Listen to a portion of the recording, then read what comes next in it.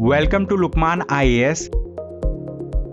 Study General Studies with Lukman IAS for building comprehensive knowledge. GS paper 2 and 4 will be taken by S. Ansari and other papers will be covered by renowned faculties. Live classes are as effective as offline classes. The classes are highly interactive in nature. Your doubts and queries will be addressed and there will be dictation of notes. In the last 10 years, Lukman IAS has set up a niche in the field of UPSC guidance. नमस्कार, मेरा नाम doctor Shashi Shekhar है।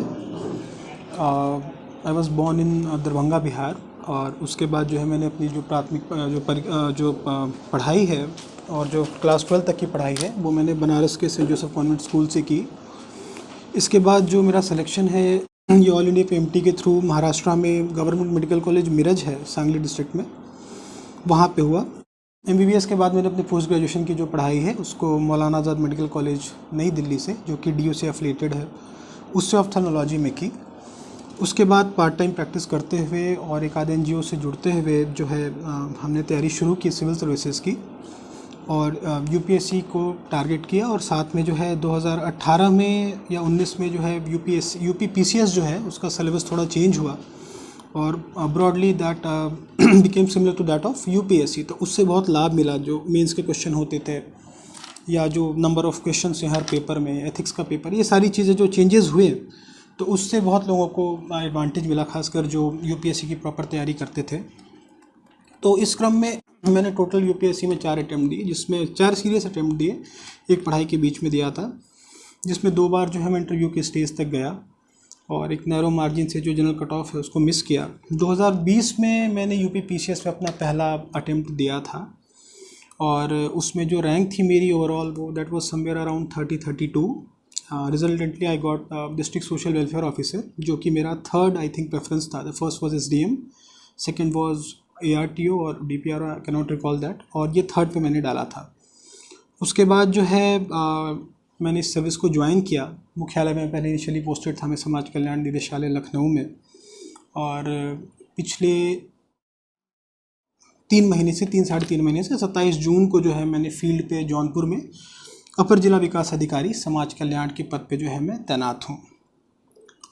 अगर background की बात करें तो मेरी फैमिली में सारे लोग मेडिकल फील्ड से ही हैं। My father is a paediatrician, mother जो है वो गायनेकोलॉजिस्ट हैं, वाइफ जो है वो एनेस्थीसिया क्रिटिकल केयर में है, और भी जो हैं मेरे अंकल हैं वो BSNL में हैं, जो मौसी लोग हैं, मौसा जी लोग, बहुत सारे लोग, वो सब लोग मेडिकल फील्ड में ही हैं। तो प्रशासन में अभी तक ऐसे पर से कोई नहीं है फैमिली में। तो और एक बचपन से एक बेंट ऑफ माइंड था कि सिविल सर्विसेज करना है, बट सिंस जो है एक इंटरेस्ट था बायोलॉजी में शुरू से और एक मेडिकल बैकग्राउंड से आता हूँ, तो ग्रेजुएशन के लिए MBBS was the best option जो मुझे उस वक्त लगा। इस क्रम में जो है मैंने MBBS किया। फिर MBBS के फेज़ में और PG के फेज़ में जो मैंने ऑप्थेल्मोलॉजी में किया, वहाँ एक टिपिकल रियलाइजेशन ये हुआ कि हेल्थ को हम कैसे पिरोना है उन 7 मिनट में, उस प्रेशर में, एग्ज़ाम के प्रेशर में, और लॉन्ग क्वेश्चन के पास लिए भी आपके पास लिमिटेड टाइम रहता है, शॉर्ट क्वेश्चन के लिए भी आपके पास लिमिटेड टाइम रहता है। तो उस लिमिटेड टाइम में कैसे अपने आंसर को हमें लिखना है, एग्जामिनर को कैसे हमें उससे इम्प्रेस करना है। क्योंकि देखिए ह्यूमन साइकोलॉजी, एग्जामिनर को अच्छा लगे तो ही आपको नंबर देंगे। वो एग्जामिनर आपको कहाँ जानते हैं, वो तो सिर्फ एक कॉपी है जो माध्यम है जो आपको एग्जामिनर से जोड़ती है। दूसरा मीन्स में ध्यान रखना आंसर में कि हमें लिंकेजेस को पहचानना है। लिंकेजेस से मेरा मतलब है क्वेश्चन पूछना क्या चाह रहा है। अब मैं आपसे क्वेश्चन पूछना चाह रहा हूँ, सपोज करिए बहुत सिंपल सा है कि एक वर्चुअल क्वेश्चन टाइप से इसको हम मान लें कि भाई डिस्कस मैं ऐसे भी करता हूँ कि is India on the right path of development. Right path of development, क्या भारत जो है उचित विकास के मार्ग पे है। अब इसमें मेरा मकसद क्या है, बच्चे, मैं क्या जानना चाहता हूँ बच्चे से। पहले तो मैंने क्या दिया वहाँ पे, मैंने कोई ऐसा स्टेटमेंट नहीं दिया कि भारत ये कर रहा है, नहीं, मैंने पूछा उनसे, उसकी साइकोलॉजी मैं बच्चे की जानना चाहता हूँ। दूसरा मैंने उससे पूछा डेवलपमेंट। तीसरा मैंने उससे पूछा उचित डेवलपमेंट। अब यहाँ पे बहुत बच्चे जो हैं, हम लोग जैसे पढ़ाने का भी काम करते हैं अभ्युदय के माध्यम से, तो वो जो है एक डायमेंशन लिखे जा रहे हैं कि भाई इतना ग्रोथ हो गया, इतने रोड्स बन गए, इतना GDP बन गया। तो क्या ग्रोथ डेवलपमेंट एक चीज़ है? नहीं। एग्जामिनर यही जानना चाह रहा है कि ग्रोथ और डेवलपमेंट एक चीज़ नहीं है। ग्रोथ है कि भाई कितने किलोमीटर की रोड बनी, डेवलपमेंट है कि उस रोड से कितने लोगों की जान बची एक्सीडेंट से। समझ रहे हैं? कितने शौचालय बने, इसको आप ग्रोथ का पार्ट दिखा सकते, लेकिन उस शौचालय से जो है कितने लोगों ने उसको यूज़ किया, कितने लोगों को जो है आपको उससे फीकोरल रूट की डिजीज़ नहीं हुई।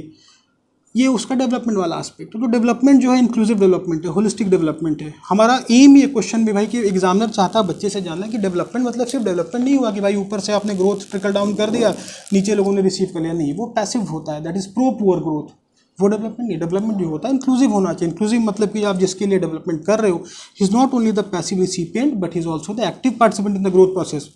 आज हमारी योजनाएं चलती हैं, हमारा जो विभाग है हम लोग स्वरोजगार योजना चलाते हैं, तो उस पर हम लोग जो है यही समझाते हैं लाभार्थियों को कि भाई देखिए, एक बार में आपको हमने अनुदान दे दिया 5 लाख रुपए, 2 लाख रुपए, जो भी आपका है, आप इसको लेके जो है कल को आप इससे सेटिस्फाइड हो गए, लेके आपने 1 साल काम किया, लेके आप चले गए, इससे काम नहीं होगा।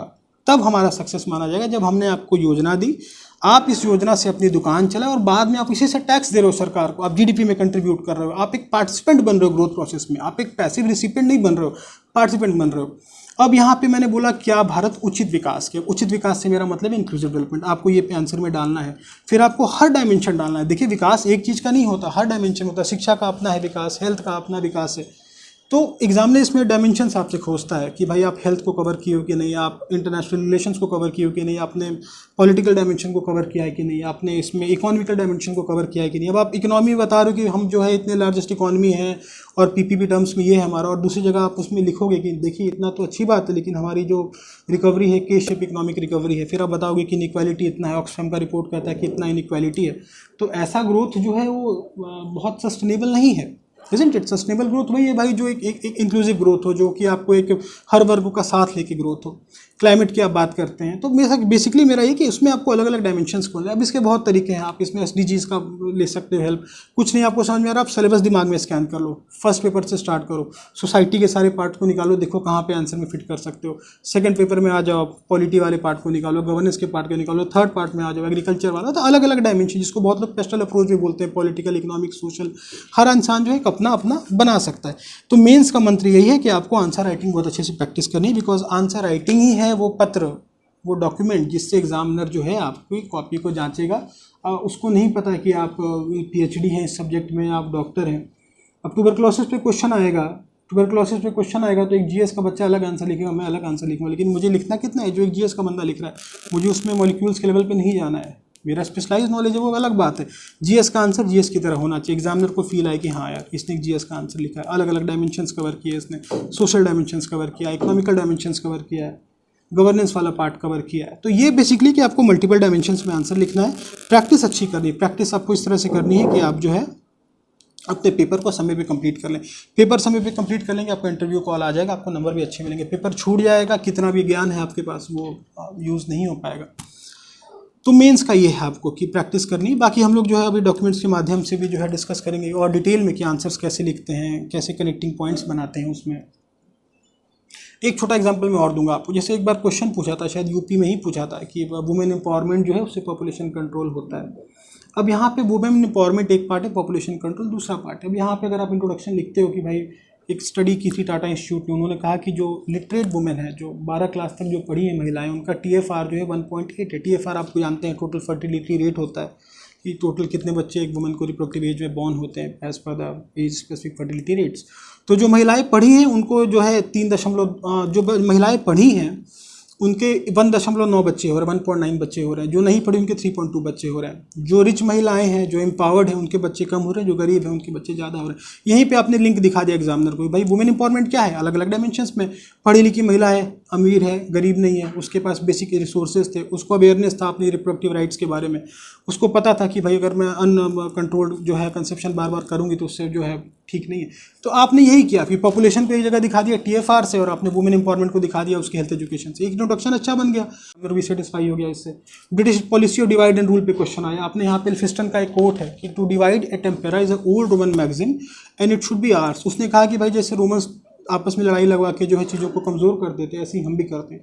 तो क्वेश्चन पूछा डिवाइड एंड रूल, आपने इंट्रोडक्शन भी लिख दिया कि उसने पत्र लिखा था एल्फिस्टन ने, उसने अपनी मंशा जाहिर कर दी भाई कि इनको भी तोड़ो, तो उन्होंने लड़ाना शुरू किया। फिर आप एग्जाम्पल दो उसमें 1857 में जब उन्होंने देखा कि काफ़ी यूनिटी है, तो उसके बाद से आगे का उनका शुरू हो गया, चाहे वो 1909 का मॉन्टेमिलो रिफॉर्म्स हो या फिर दोनों जो ग्रुप्स बने हमारे हिंदू महासभा, मुस्लिम लीग, उनका बनना हो।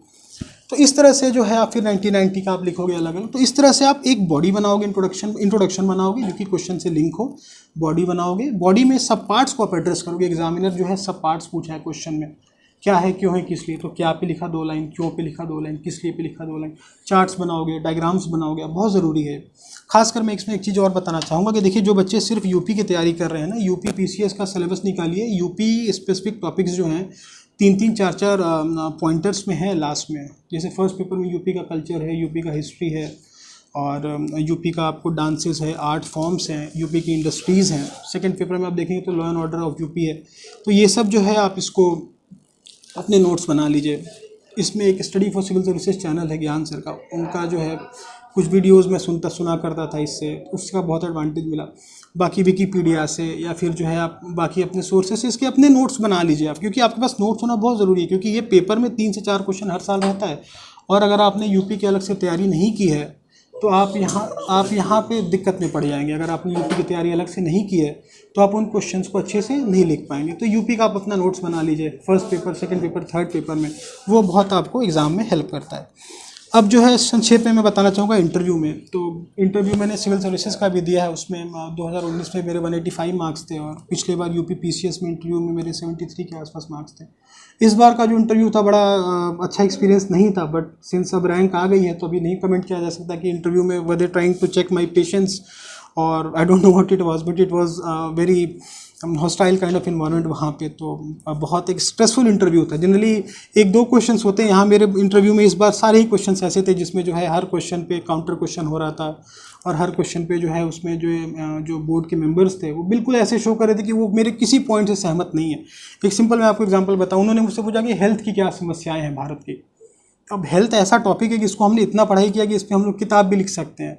तो उन्होंने कहा एक समस्या बताओ। अब यहाँ पे वो कुछ और चेक कर रहे थे। अब ये आप नहीं बोल सकते भाई औरतों की समस्या बड़ी है, बच्चों की समस्या छोटी है, नहीं, ऐसे कोई क्वांटिफिकेशन तो नहीं है। तो मैंने उनको बताया कि सर अलग अलग फ्रंट्स पे समस्या अफोर्डेबिलिटी की है, ऐसे ऐसे ऐसे है। तो उन्होंने कहा नहीं, डॉक्टर हो और फिर भी तुम्हें इसका आंसर नहीं पता है, मैं लास्ट में इसका आंसर बताऊंगा। और ये फर्स्ट क्वेश्चन था मेरा इंटरव्यू का। तो वो पूरे 30 मिनट 40 मिनट के फेज में मेरे सबकॉन्शियस में दौड़ रहा था यार कि इंप्रेशन गड़बड़ हो गया, पहला ही क्वेश्चन जो है हेल्थ से रिलेटेड पूछा और सर जो इसमें सेटिस्फाइड नहीं। बट इट वाज जस्ट एक उनका एक स्ट्रैटेजी थी उनकी, वो मुझे प्रेशर में डाल के देखना चाहते। अगला सवाल उन्होंने पूछा कि स्ट्रेस और प्रेशर में क्या डिफरेंस होता है इंटरव्यू में, तो वो भी मैंने उनको बताया। पहले फिजिक्स वाला बताया मैं, force acting per unit area वाला। खैर बाद में जो उनको पता चला कि मैं मेडिकल फील्ड से हूँ, फिर मैंने मेडिकल का बताया सारी चीज़ें। फिर एक उन्होंने सवाल मुझसे पूछा कि भाई सॉल्ट कितना खाना चाहिए एक नॉर्मल इंसान को। तो वहाँ पे मैंने WHO का जो डेटा होता है कि भाई 5 ग्राम आप डेली फूड एंड डाइट में कंज्यूम कर सकते हो। सर ने कहा कि बताओ मैं कितना खा सकता हूँ।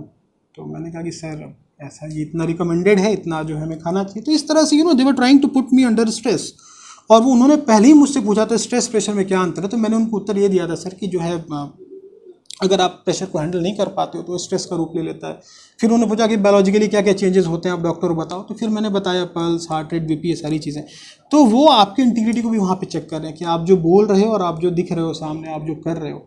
बिलीव मी, इस बार का इंटरव्यू मेरा ऐसा था कि मुझे लगा था कि ये नंबर नहीं मिलेंगे बिल्कुल, बट सिंस जो है एक रैंक आ गई है, एक अच्छी रैंक आ गई है। अभी मार्क्स तो नहीं आया इंटरव्यू का, लेकिन ये कहा जा सकता है कि ऐसा डेफिनेटली नहीं होगा कि 40-45 मार्क्स होंगे। डेफिनेटली मार्क्स एवरेज होंगे, एवरेज से ज़्यादा ही होंगे। तो इंटरव्यू में आपको जो है अपने ऑथेंटिसिटी को बना के रखना है, काम रहना। आप एक बात जानिए कि देखिए 30 मिनट मिले हैं उनको आपको जज करने को, और आपको भी 30 मिनट मिले हैं अपनी पर्सनालिटी को वहाँ रिफ्लेक्ट करने को। तो आप जो है वहाँ दिखाइए। दूसरी बात है कि अगर आप वहाँ कुछ ब्लफ वफ करना चाहेंगे तो नहीं कर पाएंगे आप, वो पकड़ लेंगे आपको। क्योंकि अभी मैं सर्विस में लास्ट टाइम आया हूँ, इतने लोगों से हम लोग मिलते हैं डेली बेसिस पे, तो आप समझ जाते हो इंसान से मिलके उसके बारे में। यहाँ जो इंटरव्यू में बैठे मेंबर्स जो हैं वो लोग 30-40-35 साल की सर्विस की हैं। कलेक्टिव 5 लोग बैठे हैं यहाँ पे, यहाँ 4 लोग बैठे हैं। तो इनका कलेक्टिव जो होता है एक्सपीरियंस बहुत अच्छा होता है। तो आप उनके सामने ब्लफ नहीं कर पाओगे, आप सामने सामने साफ साफ बता दो जो भी क्वेश्चन पूछ रहे हैं, तो वो चीज़ पे करता है। दूसरा है इंटरव्यू में कि आपको बहुत ज़्यादा जो है एक आइडियल टाइप का अपने आप को रिफ्लेक्ट करने की ज़रूरत नहीं है, वो चीज़ बैकफायर कर जाती है इंटरव्यू में। जो है जैसा है आप उनको बताओ। प्रैक्टिकल प्रॉब्लम्स अगर आप उनको बता सकते हो, अगर उससे वो रिलेट कर लेते हैं तो ये एक बहुत अच्छा चीज़ होता है, बिकॉज वो उन्होंने सर्विस में इन चीज़ों को देखा है। अब कोई भी योजना हम लोग चलाते हैं सरकार की, तो उसमें हमें सबसे ज़्यादा ये फोकस रहता है कि जो सबसे बॉटम पे जो है उसको जो एक्चुअल में इंप्लीमेंट कर रहे हैं उनको अच्छे से अवेयर करें कि भाई आप जाके लोगों से बताओ। बहुत बार ऐसा होता है कि जनपद स्तर पे आप बैठे हो अधिकारी के रूप में, या फिर आप जो है और ऊपर स्तर पे जाते जा रहे हो, तो आप बहुत बार ऐसा होता है, ऐसे इंटेंशनली नहीं होता है, लेकिन बहुत बार ऐसा होता है कि समय के अभाव में या काम जितना ज़्यादा रहता है कि आप बहुत बार लाभार्थी से डायरेक्ट बात नहीं कर पाते हो। तो आप में उसमें ग्रास रूट जो एम्पावरमेंट का हम लोग वर्ड पढ़ते हैं ना, Panchayati Raj, grass root, democracy at grass root, ये सब बड़ा इंपॉर्टेंट होता है गवर्नेंस में। तो आप अगर मेंस में भी ऐसे पॉइंट्स लिखते हो या अगर आप इंटरव्यू में ऐसे पॉइंट्स बोलते हो तो वहाँ एग्जामिनर बड़ा एक रिलेट कर पाता कि हाँ ऐसी दिक्कत तो आती थी। तो इस रिलेशन से फिर जो है एग्जामिनर जो आपको अच्छे नंबर देता है, आप उनके अपने पैरामीटर्स होते हैं। तो इंटरव्यू का छोटा अगर संक्षेप में बात करें तो यही आपको स्ट्रेटजी करनी है। रही बात यूपीएससी की, तो यूपीएससी में आपको डैफ को बहुत अच्छे से तैयार करना है। पीसीएस में भी इस बार काफ़ी इंटरव्यू पैटर्न चेंज हुआ है कि लोग डैफ से काफ़ी क्वेश्चन पूछें कि आप कहाँ से हो, वहाँ का इतिहास बताओ, वहाँ का भूगोल बताओ, क्या फेमस है क्या फेमस नहीं है, और करेंट वाली चीज़ें जो तो हैं। देखिए बुक्स और ऑनलाइन रिसोर्सेज का तो वही कहानी है जो बाकी सारे जो सिलेक्टेड कैंडिडेट से बताते हैं, जो 5-6 कोर बुक हैं, जैसे लक्ष्मीकांत है, स्पेक्ट्रम है, शंकर आईएएस है। मैं इसमें एक आपको सजेशन दूंगा कि आप अपने नोट्स बना लीजिए। अगर आप बुक के नोट्स नहीं भी बना पाते हैं तो आप एक उसमें सिंपल, जैसे मैं क्या करता था कि एक ला एक्सीलेंस कोचिंग है, वो एक शॉर्ट में समरी देते हैं आपको, लक्ष्मीकांत की भी समरी देते हैं, स्पेक्ट्रम की भी देते हैं, और आपको शंकर आईएएस की भी देते हैं। अब शंकर आईएएस मैंने पढ़ लिया, 2-3 बार पढ़ लिया, अब 50 पेज की समरी है उसकी। तो जब मैं उसकी समरी को पढ़ रहा हूँ तो मैं मेन जो पेरेंट किताब है शंकर आईएएस, उसको मैंने सामने रखा, एक चैप्टर पढ़ा मैंने, 2-3 पॉइंट्स मुझे उसमें एक्स्ट्रा मिले, मैंने उस समरी में ही नोट कर लिया। तो लास्ट तक ये हुआ कि मेरे पास 60 पेज में जो है एनवायरनमेंट पूरा कंप्लीट हो गया, मेरा पॉलिटी 60 पेज में कंप्लीट हो गया, मेरा हिस्ट्री 60 पेज में कंप्लीट हो गया। अब एग्जाम के समय जो है मैं वहाँ 500-600 पन्ने की किताब नहीं रिवाइज कर सकता, तो मैंने 60 पेज में जो समरी है वो तो था ही, और जो मिसिंग पॉइंट्स थे मेन किताब से वो मैंने समरी में वहाँ पे नोट कर लिया। तो वो मेरे लिए बड़ा ईजी हो गया लास्ट में रिवाइज कर पाना। मेंस के लिए मैंने यही किया था कि इस बार मैंने मेंस के लिए बिल्कुल मैंने किताबें नहीं खोली, अपने नोट्स में बिल्कुल स्टिक रहा मैं, और सिलेबस से बिल्कुल भी डेविएट नहीं हुआ। अगर सिलेबस में लिखा है अमेंडमेंट ऑफ द कॉन्स्टिट्यूशन तो मैंने सिर्फ उसको पढ़ा, क्या होता है, क्यों होता है, कितने तरीके से होता है, रिजिड है तो क्यों है, फ्लेक्सिबल है तो क्यों है, और क्या क्या 1-2 लोगों ने इस पर क्या कमेंट किया है, चाहे अम्बेडकर साहब का हो या फिर नेहरू साहब का हो। तो सिलेबस से बड़ा स्टिक रहा मैं। तो उससे ये हुआ कि ऊर्जा भी बची, क्योंकि आप जब तैयारी 2-3 बार कर लेते हो फिर आपको खुद पे डाउट होने लगता है कि यार this is not working, that is not working. तो मेंस मेरा थोड़ा स्ट्रॉन्ग एरिया था, तो मेंस मेरा क्लियर होता चला गया हर बार जब मैंने दिया कोई भी मेंस, चाहे यूपीएससी का या पीसीएस का। इसकी यही वजह थी कि लिखने की जो शैली उस पर काम किया था, और दूसरा कि जो सिलेबस को बहुत ध्यान में रखा था। देखिए सिलेबस, मैं बार बार कह रहा हूँ, सिलेबस को निकाल लीजिए, बार बार पढ़िए। डायरेक्ट क्वेश्चन सिलेबस से आता है। अब GS2 का उठा के देख लीजिए, GS3 का देख लीजिए, GS1 का देख लीजिए। बहुत बार हम बोलते हैं ना कि यार ये क्वेश्चन कहाँ से आ गया है, तो सिलेबस में नहीं है, लक्ष्मीकांत में नहीं दिया। ऑब्वियसली लक्ष्मीकांत में नहीं दिया, लक्ष्मीकांत पॉलिटी वाला पार्ट है, गवर्नेंस का जो है बहुत टिपिकल सिलेबस मेंशन है, citizen charter, social audit, RTI, आपको माइक्रो फाइनेंस, ये सब चीज़ें मेंशन है।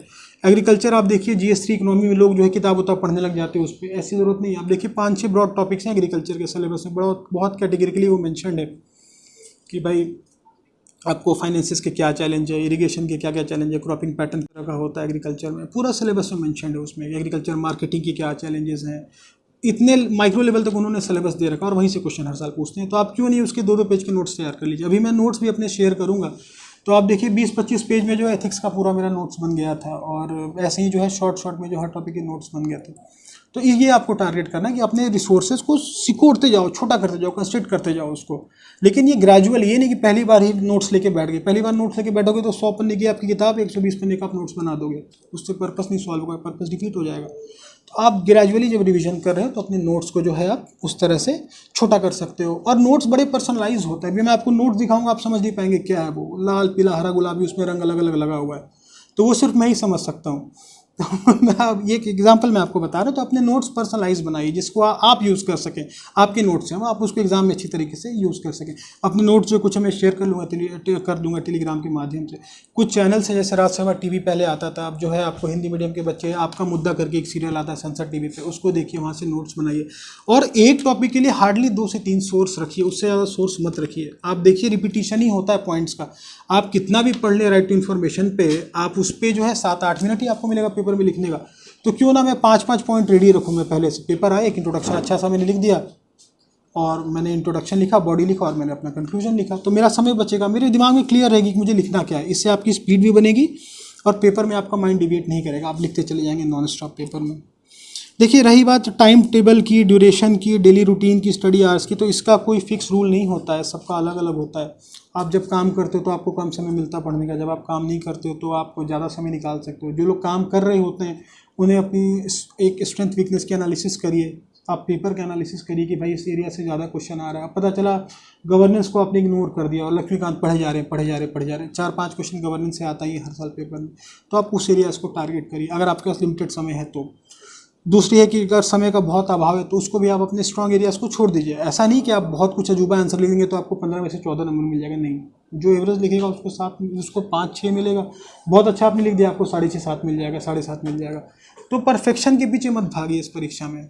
आप एवरेज रखिए, एक कुछ आंसर डेफिनेटली आप 20 में से जो आप 10-12 क्वेश्चन बहुत अच्छे लिख सकते हैं, 4-5 एवरेज लिखिए, 1-2 आपको हो सकता है अगर नहीं आता तो उसको भी आप छोड़िए मत, उसको भी जो है आप ठीक ठाक लिखिए। पेपर में क्वेश्चन मत छोड़िए कोई भी। और टाइम टेबल वेरी करता है। देखिए शुरुआत में जो है आप 6-7-8 घंटे पढ़ते हो, लास्ट में जब 20-25 दिन बच जाता है, 1 महीना बच जाता है, तो आपको 15-16 घंटे भी देना पड़ता है। और लास्ट में देखिए बार बार जब आप एग्ज़ाम देते हो तो आपकी एफिशिएंसी भी घट जाती है। मैं आपका पर्सनल आपको बताऊं, मैं 2-4 बार एग्ज़ाम देने के बाद ऐसा हो गया कभी जो छोटे छोटे टॉपिक्स को, जो 10 मिनट का टॉपिक उसको पढ़ने में लगे 30 मिनट, तो स्वाभाविक सी बात है 5 घंटे की पढ़ाई को करने में लगेगा आपको 15 घंटे। तो ऐसे सिचुएशन में आप जो है ब्रेक लीजिए, बीच बीच में ब्रेक लीजिए, अपने जो प्रियजन है उनसे बात करिए। मेरे केस में ये रहा कि बहुत सपोर्ट रहा लोगों का, वाइफ का बहुत सपोर्ट रहा, शी इज़ ऑल्सो डॉक्टर, और घर वालों का बहुत सपोर्ट रहा, पापा का, मम्मी का, मौसी जी का, मौसा जी का, छोटे भाई बहन का। इतने सारे नाम है कि वो यहाँ काउंट कर पाना संभव नहीं मिले। और लोग बहुत सारे जुड़े हुए हैं, बहुत अच्छे अच्छे लोग हैं, फ्रेंड्स हैं, बचपन के दोस्त हैं, कॉलेज के दोस्त हैं, स्कूल के दोस्त हैं। तो ये लोग एक पिलर की तरह खड़े रहे। आप जब लो फील करते हो कि अब नहीं हो पा रहा, अब तो नहीं पढ़ा जा रहा, तो ये कहते हैं एक बार और ट्राई कर लो। हिंदी का पेपर मेरा बहुत अच्छा नहीं हो पाया था इस बार एग्ज़ाम के, तो मैं थोड़ा डिमोटिवेट हो गया था। तो फिर वाइफ से बात हुई, उन्होंने कहा नहीं आप ऐसे दो, बाकी बाद में देखा जाएगा। ऐसे दिया, अच्छा गया, फिर उस तरह से सारे पेपर्स अच्छे जाने लग गए। तो हो जाती हैं चीज़ें। तो आप जो है आपके अच्छे लोग हैं जो आप उनके साथ रहिए, वो उनका जो बेस्ट, उनके जो विशेज़ होते हैं, जो आशीर्वाद होता है बड़े लोगों का, ये सब चीज़ें काम आती हैं आपको। ये मैं आपको फिर बता रहा हूँ, ये सारी चीज़ें काम आती हैं। तो आप जो है इसका ध्यान रखें आप। मॉक टेस्ट, मॉक इंटरव्यूज़, ये हमने जब मैं यूपीएससी का इंटरव्यू दे रहा था तो मैंने मॉक इंटरव्यूज़ काफ़ी सारे दिए थे। बहुत उसमें बहुत एडवांटेज भी हुआ, अच्छे उसमें प्रैक्टिस भी हुए, और ज़रूरी है मॉक इंटरव्यूज़ देना। देखिए उसमें क्या होता है कि एक्चुअल इंटरव्यू जो होता है ना, चाहे आईएएस का हो या पीसीएस का हो, थोड़ा अलग होता है मॉक इंटरव्यूज़ से। लेकिन आपको एक फ़ील आ जाती है इंटरव्यू की, आप तैयार होकर जाते हैं, आप 4 लोगों से मिलते हैं, और जो सीनियर लोग होते हैं, सीनियर ब्यूरोक्रेट्स होते हैं, प्रोफेसर्स होते हैं, तो एक हेजिटेशन जो होता है आपका कम होता है। और आपको एक जिसको हम बोलते हैं मॉक इंटरव्यू का जो मेन फीचर है कि आपको एक इन्वायरमेंट का आपको फील आ जाता है, तो वो बहुत हेल्प करता है आपको एक्चुअल इंटरव्यू में। तो मैं रिकमेंड करूँगा कि आप जो है ज़रूर मॉक इंटरव्यूज़ दें, उनके फीडबैक्स पे काम करें, उस वीडियो को बार बार आप देखें। रही बात पीसीएस के लिए, तो इसके लिए जो है पिछले वर्ष मैंने जो है एक हमारी अभ्युदय योजना चलती है, उसमें जो है मैंने यूपी का जो है एक थोड़ा सा इंटरव्यू की तैयारी की थी। और इस वर्ष जो है मैं इंटरव्यू के लिए हमें समय नहीं मिल पाया था मॉक देने का, क्योंकि जो है रिज़ल्ट जब आया मेंस का, उसके शायद कुछ ही दिनों बाद इंटरव्यू डिक्लेयर हो गया था। यहाँ ऑफिस का भी काफ़ी सारा काम चल रहा था, तो इस बार जो है मैं अलग से नहीं कर पाया तैयारी। तो जो विभाग के मेरे बाकी अधिकारी हैं जो उन्होंने इंटरव्यू दिया साथ में, उनके साथ जो है फ़ोन पर हम लोग आपस में एक दूसरे का मॉक इंटरव्यू लेके अपने आप को इस बार तैयार किए। एक आपका प्रश्न है कि how do you see success this time. देखिए सक्सेस जो है किसी एक इंसान की नहीं होती, सभी लोगों की होती है। अभी मेरे विभाग के भी लोग यहाँ पे बैठे हुए हैं, इनका भी योगदान है मेरे सक्सेस में। जो ड्राइवर साहब वहाँ एग्ज़ाम दिलाने ले जाते थे, उनका भी योगदान है सक्सेस में। हर वो दोस्त, हर वो रिश्तेदार, हर वो टीचर जिसने बचपन से आज तक पढ़ा है, सबका योगदान है सक्सेस में। तो सक्सेस का रियल जो एक फ़ील आपको आता है, ये खुशी तो होती है आपको, लेकिन आपको खुशी इस बात की ज़्यादा होती है कि भाई जो लोग चाहते थे आपको देखना इस जगह पे, वो आपको इस जगह पे देख पा रहे हो। DKT state PCS. अगर आप केवल स्टेट पीसीएस के वीडियो देखना चाहते हैं तो सब्सक्राइब करिए DKT स्टेट पीसीएस। यहाँ आपको राज्यों की लोक सेवा आयोग से जुड़ी परीक्षाओं के टॉपर्स के वीडियो अरेंज फॉर्मेट में मिल जाएंगे, और लिंक डिस्क्रिप्शन बॉक्स में भी मिल जाएगा। उनके प्रेयर्स और उनके विशेष जो हैं they have taken a shape finally, तो इस चीज़ की खुशी होती है। और सक्सेस तो डेफिनेटली अच्छा होता ही है। Any advice you like to give to our aspirants for preparing for UP PCS. देखिए यूपी पीसीएस के लिए यही एडवाइस रहेगा ना कि आप एक बहुत फॉर्चुनेट हैं एस्पिरेंट्स की, जो syllabus of UPSC and UP PCS जो है मोर और लेस नाउ एक ही लाइंस पे है। तो आप यूपीएससी की तैयारी करिए, but you just take out the syllabus of UP PCS, chart out the topics which are specific to UP PCS. UP PCS में कुछ टॉपिक्स बहुत टिपिकल हैं जो कि अलग से दिए हुए हैं हर पेपर में। आप ऑप्शनल की बात करें तो देखिए हमारे मेडिकल में भी कुछ टॉपिक्स ऐसे हैं जो कि यूपीएससी में नहीं है लेकिन यूपी पीसीएस में है। दूसरा आप देखें हिंदी का एक सिलेबस ही है अलग, आपको एक पूरा पेपर है यूपी का। थर्ड आप देखें तो यूपी के 3-3, 4-4 टॉपिक है हर जीएस के पेपर में, और बिलीव मी उनके बिना आपका सिलेक्शन नहीं होगा अच्छे रैंक से, आपको पढ़ना ही पड़ेगा वो। तो ये ऐसे आपको जो एरियाज़ हैं 20-20, 30-30% एरियाज़ हैं जो कि एक्सक्लूसिव हैं यूपी पीसीएस के, जो कि यूपीएससी में नहीं, उनको आप टारगेट करिए, उनका नोट्स बनाइए और मैं इसमें सजेशन दूंगा कि अगर आपकी अच्छी तैयारी है तो आप यूपीएससी तैयारी से दीजिए। बीच में आपको 10 दिन का गैप मिलता है यूपी और यूपीपीसीएस के बीच में प्री में। बड़ा अच्छा है कि अब साइकिल सिंक्रोनाइज हो गया, तो उस 10 दिन में जो आपने एग्जाम दिया उन्होंने एक प्री कंसीव्ड नोशन बना लिया कि भाई इससे कट ऑफ जो है इतना ही जाएगा या इसके आसपास जाएगा, जबकि वो पेपर थोड़ा डिफिकल्ट था। तो जो मुझे याद आ रहा है शायद 100-104 के आसपास कट ऑफ गया था। तो मेरा ये मतलब है कि ये सब भी एक आर्ट है, एक प्रैक्टिस है। नंबर ऑफ निगेटिव जो आप पेपर में करते हैं ये सब भी एक रूल फॉलो करता है। रूल से मेरा मतलब ये है कि जैसे एक मैं सिंपल आपको शॉर्ट में बता दूं, मैं आप पेपर को कैसे करें। तो पेपर को करने का एक मैंने जो मैं यूज़ करता था, जो मुझे बहुत बेनिफिट मिला उससे, उसमें यह था कि मैं अलग अलग राउंड्स में पेपर को करता था। राउंड से मेरा मतलब है कि मैं जब पेपर लिया, पेपर के पीछे मैंने जो ब्लैंक पेज होता रफ के लिए, उसमें मैंने ऐसे 4 लाइंस खींच दी, कॉलम्स बना दिए, वहाँ पे R2, R3, R4 लिख दिया मैंने, राउंड 2, राउंड 3 और राउंड 4। अब फर्स्ट क्वेश्चन मुझे आता है आंसर, बी मुझे पता है, तो मैंने बी को डायरेक्ट गोला भर लिया, लास्ट के लिए नहीं छोड़ा मैंने। सेकंड क्वेश्चन में मुझे कुछ भी नहीं आता है तो उसको मैंने राउंड 4 में डाल दिया, वहाँ पे 2 लिख दिया बस पीछे। थर्ड क्वेश्चन में मुझे 2 ऑप्शंस आते हैं, बाकी ऑप्शंस नहीं आते, तो उसको मैंने राउंड 2 के नीचे डाल दिया 3। ऐसे करके मैं एक राउंड पेपर जब सॉल्व कर लिया तो मैंने देखा कि लगभग जो है आपको 45-46 क्वेश्चन, या कभी आपकी बहुत अच्छी तैयारी है तो 50-52 क्वेश्चन आपको श्योर शॉट आते हैं। तो आप इससे वहीं पे क्लियर हो गए भाई कि 100 नंबर तो मेरा आ रहा है। अब देखिए राउंड 1 में अगर आप 50 क्वेश्चन करते हैं तो भी उसमें 2-3 गलत हो जाता है, जनरली हो जाता है, अनलेस आप 100% एक्यूरेट हो। तो आप उसमें देखिएगा आपने राउंड 1 में आपने 50 के आसपास क्वेश्चन किया, उसमें 2-3 गलत हो गया, रफली जो है आपका नेट मार्क्स जो है 96-95 के आसपास आ गया। अब आपको इतना पता है भाई कि कट ऑफ 130-35 कभी नहीं जाता जनरली, तो अब आप 95 मार्क्स को लेकर सिक्योर हो चुके हैं। अब आप राउंड 2 में देखो आपने कितने क्वेश्चंस डाले हैं। सपोज करो आपने 20-25 क्वेश्चन राउंड 2 में डाले हैं, लगभग आपने 10-15 क्वेश्चन राउंड 3 में डाले, लगभग 5-10 क्वेश्चन राउंड 4 में डाले हैं। तो जब आपका ये श्योर हो गया कि भाई मेरे 48 के आसपास क्वेश्चन सही हो रहे राउंड 1 में, तो राउंड 2 में मैं कैलकुलेटेड रिस्क ले सकता हूँ कि चलो मैंने 25 का 25 कर लिया, तो 50-25 75 हो गया। उस 25 में से आप मान लीजिए कि लगभग आपका, इसको आप स्लो करके सुनिएगा बाद में जो मैं कहना चाह रहा हूँ, हो सकता है अभी मैं बहुत थोड़ा स्पीड में बता रहा हूँ। तो आपने 25 क्वेश्चन किया राउंड 2 में, तो उसमें से मान लीजिएगा आपका 14 सही हो रहा है, 11 गलत, तो फिर भी आपको वो कुछ प्लस मार्क्स दे के ही जाएगा, इज़न्ट इट। राउंड 3 आप तभी टच करें जब आपको लग रहा है कि नहीं अभी मैं सेफ जोन के बाहर हूँ, मतलब आप 75 क्वेश्चन करके सेफ नहीं इन एग्जाम्स में, अनलेस कि आपकी एक्यूरेसी बहुत ज़्यादा है। तो राउंड 3 में भी जो आप एक गेस ले सकते हैं, कुछ क्वेश्चंस कर सकते हैं। राउंड 4 को छोड़ दीजिए आप, अगर आप 84-85 तक पहुंच जा रहे हैं फर्स्ट सेकंड थर्ड राउंड में, तो राउंड 4 को मैं क्यों टच करूं, मैं 15 क्वेश्चन छोड़ दूं मैं, क्योंकि होता क्या है कि वो 15 क्वेश्चन आपको निगेटिव करके वापस बॉर्डर पे ले आएगा। और मेजॉरिटी बच्चों के साथ इंक्लूडिंग मी, मेरे साथ ये 2 बार हुआ है कि आप 0.5 मार्क्स 1 मार्क्स से आप प्री में रुक जाते हो। क्यों रुक जाते हो, तो भाई आप एग्जाम देकर आओ और आपका मार्क्स जो है 98 से 103 के आसपास बन रहा है, उसके बीच में बन रहा है। तो वो उससे सबसे बड़ा लॉस एक होता है कि जो 20-25 दिन होता है रिजल्ट का, वो आपका समय जो होता है वो ख़राब हो जाता है। आप कितना भी बोल दो लेकिन साइकोलॉजिकली जो है फ्री माइंड उस समय में नहीं पढ़ पाते, आपको लगता है रिजल्ट आ जाने दो, तो आइसोलेशन में देखते हैं। डॉक्टर की कैपेसिटी में जो समाज है या जो प्रॉब्लम है उसकी एक डायमेंशन पे आप सिर्फ काम कर सकते हो, या तो आप उसके प्रिवेंटिव एस्पेक्ट पे काम कर सकते हो या फिर आप ट्रीटमेंट एस्पेक्ट पे काम कर सकते हो। लेकिन ये जो सर्विसेज हैं आपको, सिविल सर्विसेज हैं, ये आपको एक ऐसा प्लेटफॉर्म देती हैं कि हेल्थ के जितने भी डिटर्मिनेंट्स हैं, डायमेंशंस हैं, इंटरसेक्टोरल कोऑर्डिनेशन है, जो कि बड़ा इंपॉर्टेंट होता है, उस पर हम इस सर्विसेज के माध्यम से काम कर सकते हैं। अगर मैं सिंपल आपको बात बताऊं, जैसे एक एक्सक्लूसिव ब्रेस्ट फीडिंग टर्म होता है कि भाई माँ जो है शुरुआत के 6 मंथ्स जो है बच्चे को सिर्फ अपना जो है दूध पिलाए, स्तनपान कराए।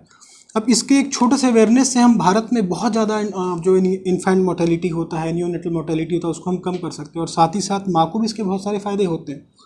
तो ये हमारे पास पेशेंट्स आते थे, इस चीज़ को हम उनको बताते थे, समझाते थे। एडमिनिस्ट्रेशन में ये होता है कि थोड़ा स्कोप बड़ा हो जाता काम करने का। आप जब आप डायरिया कॉलरा के पेशेंट्स देखते हो तो आप पूछते हो क्यों हुआ, तो वो कहते हैं साहब पानी साफ़ नहीं आ रहा है, ये नहीं आ रहा। तो यहाँ पे एक इंटरसेक्टोरल कोऑर्डिनेशन, जो सोशल डिटर्मिनेंट्स हैं, जो इकोनॉमिक डिटर्मिनेंट्स हैं, जो पॉलिटिकल डिटर्मिनेंट्स हैं हेल्थ के, इन सब के बीच एक रिलेशन आप स्टैब्लिश कर पाते हो। केरल है, केरल की हेल्थ के जो हेल्थ इंडिकेटर्स है बहुत अच्छे हैं, क्योंकि वहाँ पे जो लोकल सेल्फ गवर्नमेंट है बहुत एम्पावर्ड है, पंचायती राज सिस्टम बहुत मजबूत है। तो ये सर्विसेज आपको एक बड़ा प्लेटफॉर्म देती हैं और आप एक अच्छा चेंज जो है आप बड़े स्तर पे आप कर सकते हैं, अपना कंट्रीब्यूशन कर सकते हैं। और रही बात मेडिकल की, तो देखिए एडमिनिस्ट्रेशन अभी के समय इतना कॉम्प्लेक्स और स्पेशलाइज होता जा रहा है कि एक फील्ड की जानकारी अगर आपको है, चाहे किसी भी फील्ड की हो, तो डेफिनेटली आप उसको यूज़ कर सकते हैं।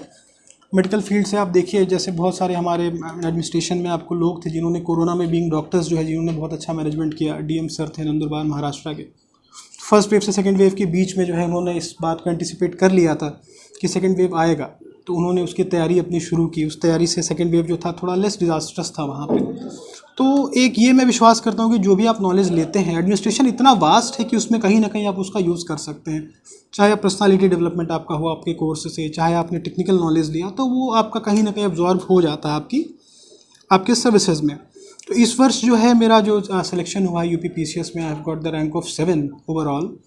एंड उसके क्रम में जो है मुझे उप जिलाधिकारी डिप्टी कलेक्टर का जो पद है वो मुझे अलॉट हुआ है।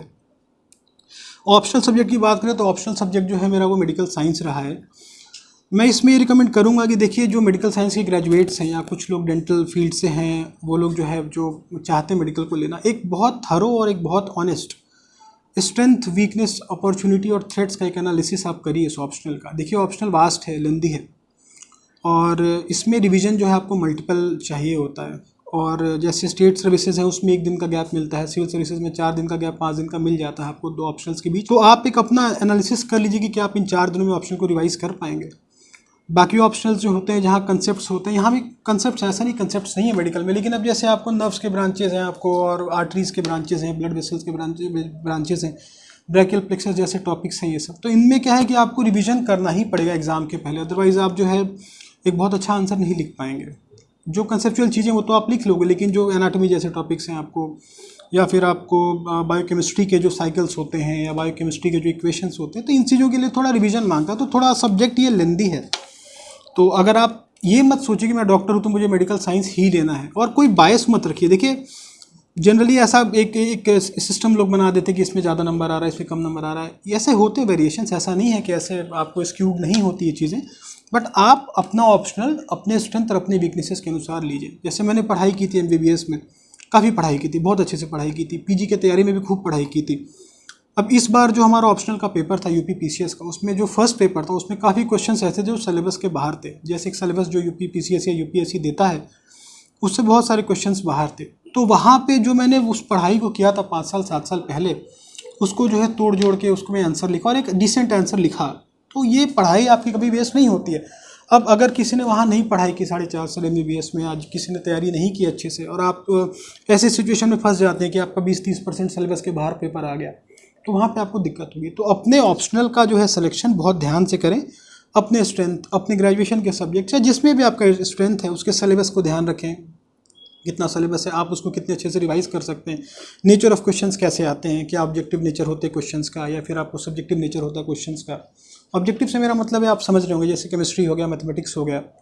अब जैसे सोशियोलॉजी है तो उसको ऑब्जेक्टिव नहीं बोल सकते, आप अपना एक व्यू रखते हैं, एग्जामिनर उसको चेक करता है, तो वो आप अपना खुद से डिसाइड कर सकते हैं। देखिए, रही बात प्रिलिमिनरी एग्ज़ाम की ना, तो इसमें मेरी जो अंडरस्टैंडिंग है कि प्रिलिमिनरी जो है वो ज़्यादा रिस्की स्टेज होता है इस एग्ज़ाम का, चाहे UPSC हो या UPPCS, क्योंकि मैं 2 बार प्रीलिम्स में रुका हूँ बहुत नैरो मार्जिन से, और मेंस की मेरी तैयारी अच्छी थी, राइटिंग स्किल्स अच्छे थे। तो मैंने जितने मेंस दिए, UPSC के भी मैं दिए 2 मेंस, वो क्लियर हुआ, UPPCS का भी मैं 2 मेंस दिया, वो क्लियर हुआ। लेकिन प्रीलिम्स जो है उसमें मेरा एनालिसिस ये निकला कि देखिए, नॉलेज एक जगह अपनी चीज़ है कि आपने नॉलेज गेन किया, आपने बहुत सारे फैक्ट्स है, आपका विड्थ बहुत है नॉलेज का, लेकिन प्रैक्टिस वाला जो पार्ट होता है कि हम उस 2 घंटे में पेपर को कैसे करें, कितने प्रॉम्प्टनेस से जब हम पेपर को खोल रहे हैं तो हम उसमें जज करें कि भाई ये पेपर का हमारा लेवल है, मॉडरेट है, डिफ़िकल्ट है, ईजी है, और वहीं पे हमें स्ट्रैट डिसीजन लेना होता है कि हमें कितने नंबर ऑफ क्वेश्चन अटेम्प्ट करने हैं। जैसे एग्जांपल कि 2016 में जहाँ तक मुझे याद आ रहा है 116 नंबर के आसपास UPSC में कट ऑफ गया था। Welcome to Lukman IAS.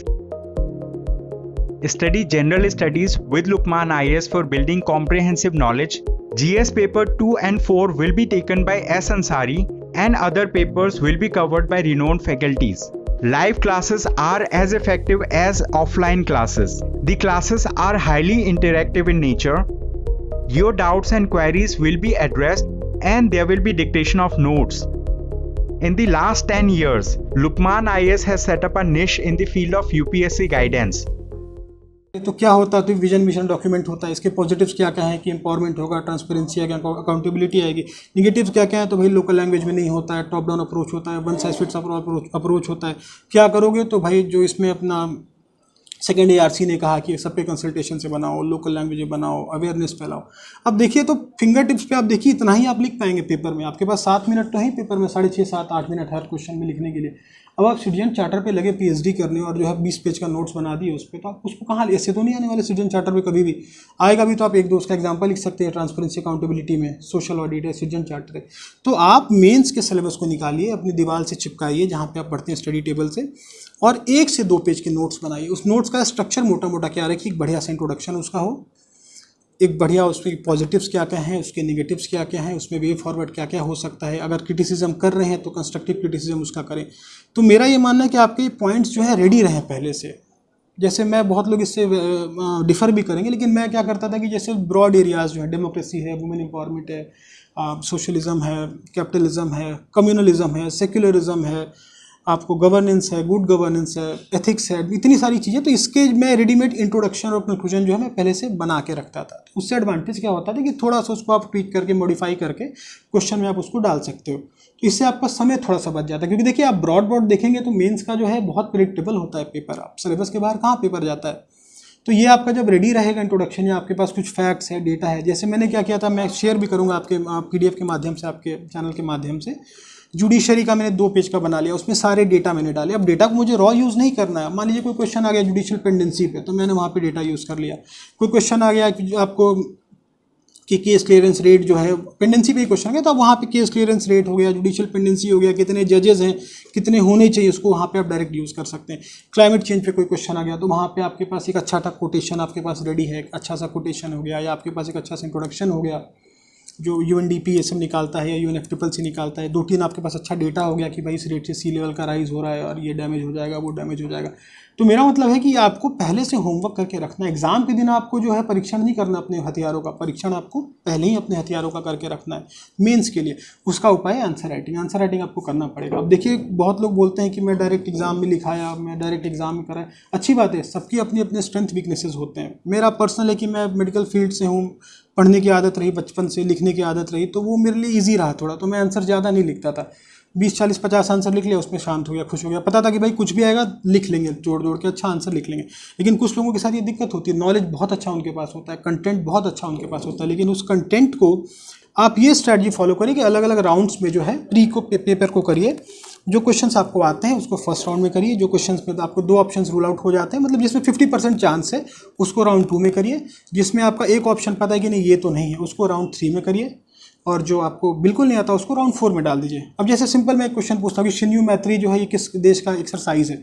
अब शिन्यू मैत्री, अब एक ऑप्शन है पाकिस्तान, एक है बांग्लादेश, तीसरा अफगानिस्तान, चौथा आपको चाइना या जापान। तो ऑब्वियस सी बात है, आपको इतना पता है कि भाई ऊपर के 3 देशों का तो नहीं है, या तो चाइना होगा या तो जापान होगा। चाइना के साथ आपको पता है कि इस तरह का हमारा एक्सरसाइज नहीं, जहाँ तक मुझे याद आ रहा है जापान के साथ है। तो एक आप कैलकुलेटेड गेस ले सकते हैं। अब इसमें ध्यान क्या रखना है कि जब आप इस पैटर्न पे 10, 15, 20 टेस्ट देंगे ना, आप हर हफ्ते एक टेस्ट देंगे या संडे को एक टेस्ट देंगे, तो आप एनालाइज करेंगे कि आपका एक सिग्नेचर बन रहा है। सिग्नेचर से मेरा मतलब है कि आप देखेंगे कि राउंड 2 में आपकी एक्यूरेसी इतनी % रह रही है, आपको एटलीस्ट राउंड 2 20 नंबर दे के ही जा रहा है, राउंड 3 आपको जो है कि एटलीस्ट 5-10 नंबर दे के ही जा रहा है। तो हर इंसान का एक ऐसा एक सिग्नेचर बन जाता है पहला। तो उसके अनुसार आप मेन एग्जाम में जो आप एक प्रॉपर जो आप डिसीजन ले सकते हैं कि मुझे कितने क्वेश्चन अटेम्प्ट करना है, एक चीज़। दूसरा एक मेरा एनालिसिस क्या है कि हम लोग जो है पेपर में जब करते हैं क्वेश्चन, थोड़ा डाउट रहता है उस क्वेश्चन में, फर्स्ट ऑप्शन हम लोग लगाते हैं, फिर उसको जो है लास्ट मोमेंट पे हम चेंज कर देते हैं, और फिर जो हम दुखी हो जाते हैं कि अरे यार ये मैंने ऑप्शन बी पहले लगाया था जो कि सही था, अब मैंने उसको ए कर दिया और ए गलत हो गया। ऐसा बहुत लोगों के साथ होता है, मेरे साथ भी हुआ है। तो इसमें देखिए ये है कि सबकॉन्शियस माइंड जो आपका रहता है बहुत सारा डेटा स्टोर करके रखता है, आपका सबकॉन्शियस माइंड।